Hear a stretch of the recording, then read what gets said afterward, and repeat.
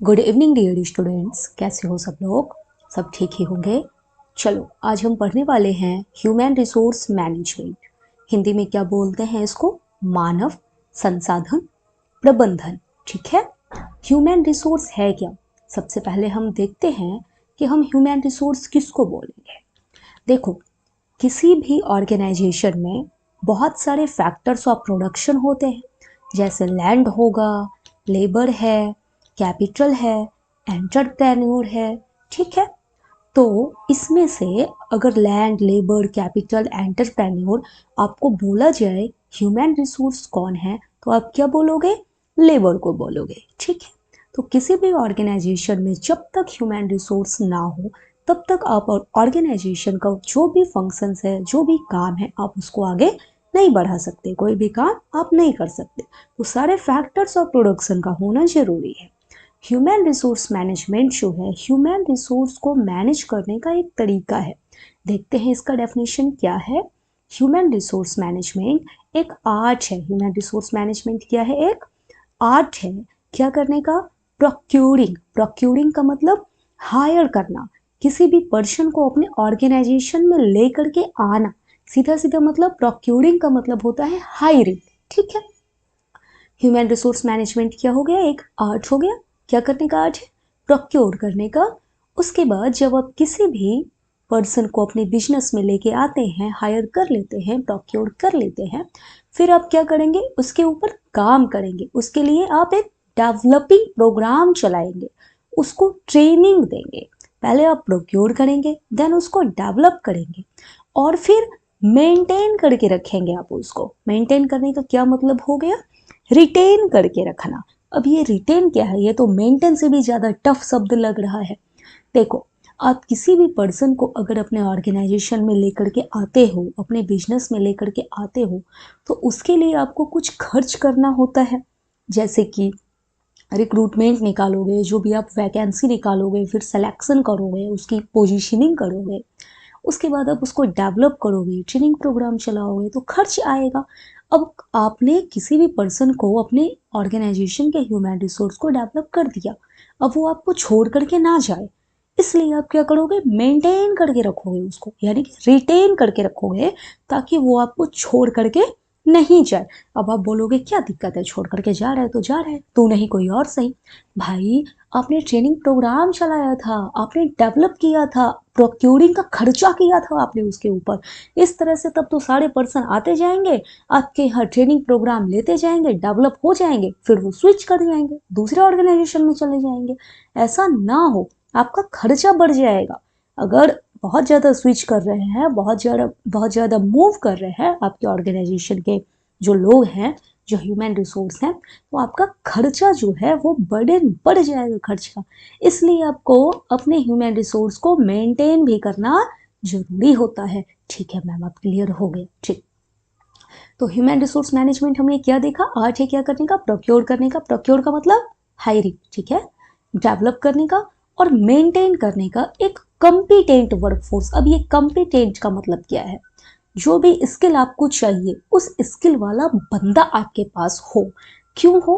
To achieve the goals of an organisation. जो आपका organisation है उसके गोल्स को अचीव कर सके in an effective and efficient manner. ये काम ना आप बता देना, इफेक्टिव और एफिशिएंट में क्या डिफरेंस है। ठीक है। आगे बढ़ते हैं। Scope of HRM. अब स्कोप का क्या मतलब होता है? जैसे कि देख लो, मान लो कि आप अभी बीकॉम कर रहे हो या एमकॉम कर रहे हो, तो आपको पता होगा कि आपका स्कोप क्या है। बीकॉम करके, एमकॉम करके क्या करोगे? डॉक्टर बनोगे, इंजीनियर बनोगे? नहीं। आप एमकॉम करके आगे जा करके यूजीसी नेट जेआरएफ क्रैक करके फिर पीएचडी कर सकते हो, असिस्टेंट प्रोफेसर बन सकते हो, या फिर एमकॉम करके फिर आप बीएड कर सकते हो, उसके बाद आप टीचर बन सकते हो। तो एमकॉम करने के बाद ये सब क्या है? आपका स्कोप है, यानी कि वो सारे पहलू जिसको आप इंक्लूड करते हो। ठीक है। यही है यहाँ पे आपका scope of HRM. Human resource management जो है, किस किस बात को इंक्लूड करता है, इसका विस्तारित क्षेत्र कहाँ कहाँ तक है, उसी को हम क्या बोलते हैं? Scope of HRM. ठीक है। अब देखते हैं स्कोप क्या है। Personnel aspect. पर्सोनल का मतलब ये पर्सनल नहीं है, पर्सनल और पर्सोनल अलग अलग होता है। पर्सनल जो है उसकी स्पेलिंग यहाँ पे केवल एक एन होती है, NAL, वो होता है निजी। यहाँ क्या लिखा हुआ, पर्सोनल, यानी कि जो आपके एम्प्लॉयज है ना, एम्प्लॉयज को आप बोलते हो पर्सोनल। तो पर्सोनल एस्पेक्ट, एस्पेक्ट का मतलब होता है पहलू। पर्सोनल एस्पेक्ट जो है स्कोप ऑफ HRM का पहला स्कोप पर्सोनल एस्पेक्ट, इसके अंदर क्या क्या आएगा, पर्सोनल का मतलब क्या देखा आपने, एम्प्लॉयज। तो आपके एम्प्लॉयज से रिलेटेड जितनी भी यहाँ पे बातें हैं वो सारी आएंगी पर्सोनल एस्पेक्ट में। It is related to man power planning, यानी कि human resource planning, recruitment, recruitment को आगे हम डिटेल में पढ़ेंगे। उसके बाद रिक्रूटमेंट के बाद आप क्या करोगे, सेलेक्ट करोगे, selection, placement, transfer, promotion. Promotion का मतलब कोई अगर लोअर पोस्ट पे है उसके बाद हायर पोस्ट पे चले जाना। अच्छा, प्रमोशन का अपोजिट क्या होता है ये आप बता देना। Training, development, lay off, retrenchment. अब ये रिट्रेंचमेंट एक नया शब्द है, रिट्रेंचमेंट, ठीक है, पर्सोनल एस्पेक्ट से ही रिलेटेड है। रेमुनरेशन, आप इसको अपने एम्प्लॉयज को कितना पैसा दोगे, इंसेंटिव, ETC, ये सब किस में आएगा, पर्सोनल एस्पेक्ट में आएगा। ओके, आगे बढ़ते हैं। Welfare aspect. अब वेलफेयर किसका करना है, कल्याण किसका करना है, तो जो आपके एम्प्लॉयज हैं, क्योंकि हम पढ़ क्या रहे हैं, ह्यूमन रिसोर्स पढ़ रहे हैं, जो आपके ह्यूमन रिसोर्स है उसका वेलफेयर करना है, उसका कल्याण करना है। अब ये किससे रिलेटेड होगा, it is related to working conditions. Working conditions अच्छा होना चाहिए, प्रॉपर वेंटिलेशन होना चाहिए। अब गर्मी का समय है तो प्रॉपर पंखा होना चाहिए, ठीक है। एंड एमेनिटीज, यानी कि कुछ फैसिलिटीज, किस तरह की फैसिलिटीज होनी चाहिए आपके ह्यूमन रिसोर्स के लिए, कैंटीन की फैसिलिटी होनी चाहिए, क्रेच फैसिलिटी। क्रेच जानते हो, क्रेच फैसिलिटी क्या होता है, जहाँ पे ना छोटे बेबी का केयर किया जाता है। वहाँ पे छोटे बेबी के लिए झूला लगा होगा, उनके लिए कुछ वहाँ पे खिलौने होते हैं, जहाँ पे अब मान लो कि आज के समय में क्या हो रहा है कि पेरेंट्स जो हैं, यानी किसी भी बेबी के मम्मी पापा दोनों वर्किंग है, तो फिर जो बेबी को केयर चाहिए वो मिल नहीं पाता है, तो पेरेंट्स क्या करते हैं, क्रेच फैसिलिटी का यूज करते हैं। तो क्रेच फैसिलिटी होनी चाहिए जहाँ पे बेबी को केयर मिल सके, जहाँ पे आपका बेबी रह सके आराम से, ठीक है। रेस्ट एंड लंच रूम्स होना चाहिए, हाउसिंग है, transport, education, health and safety, ETC, ये सब किस में इंक्लूड आएगा, वेलफेयर एस्पेक्ट में, ठीक है, वेलफेयर एस्पेक्ट में इंक्लूडेड है ये सब। आगे अगला स्कोप क्या है, इंडस्ट्रियल रिलेशन। अब इंडस्ट्री और फर्म देखोगे ये दोनों अलग अलग होता है, फर्म और इंडस्ट्री अलग अलग है, ठीक है।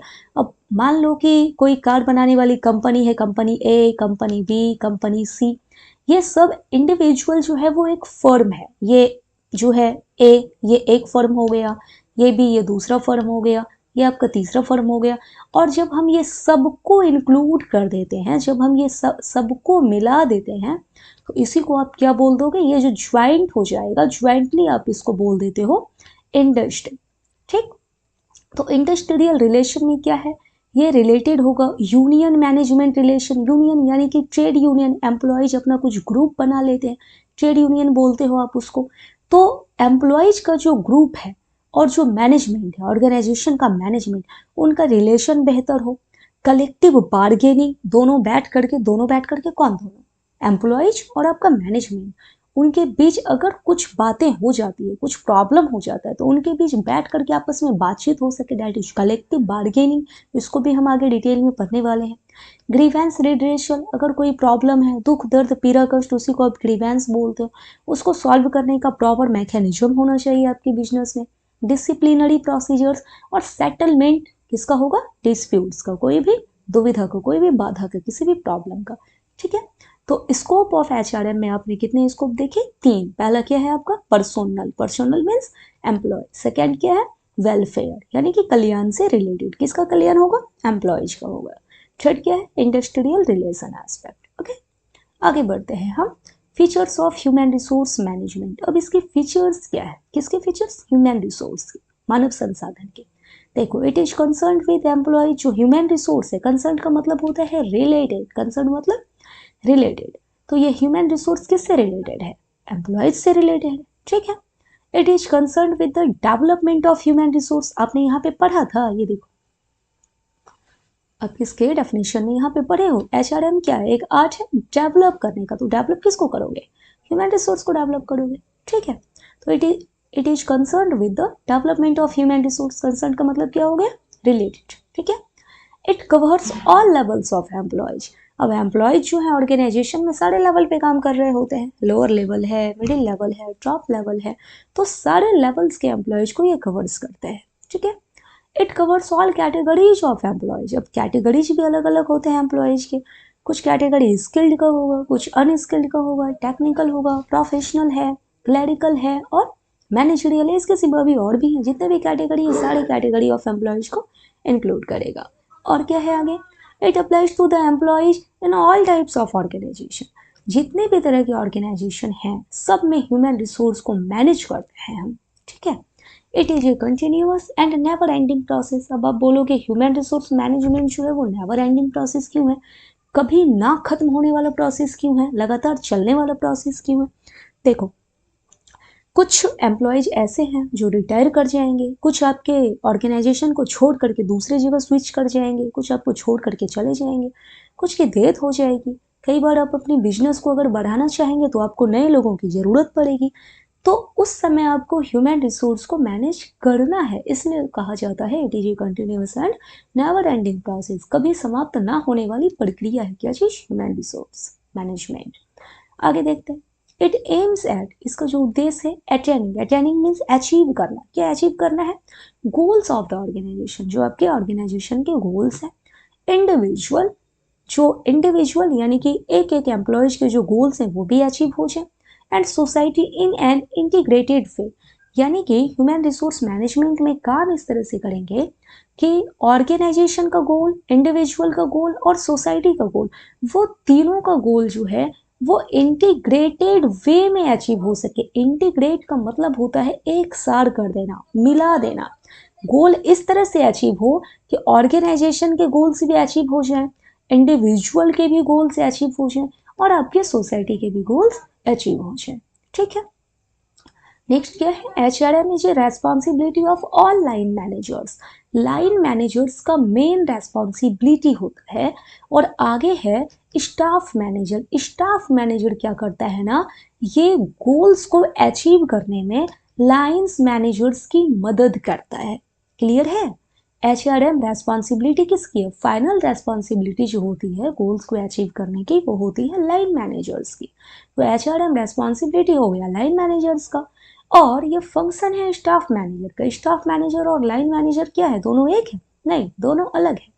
फाइनल रेस्पॉन्सिबिलिटी गोल्स को अचीव करने की होगी लाइन मैनेजर की, और लाइन मैनेजर्स को जो मदद करने का काम करेगा ताकि ये अपने गोल्स को अचीव कर सके, जो मदद करने का काम करेगा वो करेगा स्टाफ मैनेजर, ठीक है, इन एन ऑर्गेनाइजेशन। चलो आगे देखते हैं, it includes all types of functional management. आपने मैनेजमेंट का फंक्शन पढ़ा होगा मैनेजमेंट कॉन्सेप्ट में, क्या क्या फंक्शन पढ़ा है आपने, प्रोडक्शन है, मार्केटिंग है, फाइनेंशियल है, इसके सिवा जितना भी है, तो ये सारे तरह के फंक्शनल मैनेजमेंट को क्या करते हैं, इंक्लूड करते हैं। ओके, अब बाकी जो आपका रह गया है roles of HR manager. HR manager का क्या क्या रोल होता है उसको हम अगले लेक्चर में देखेंगे। Okay, thank you.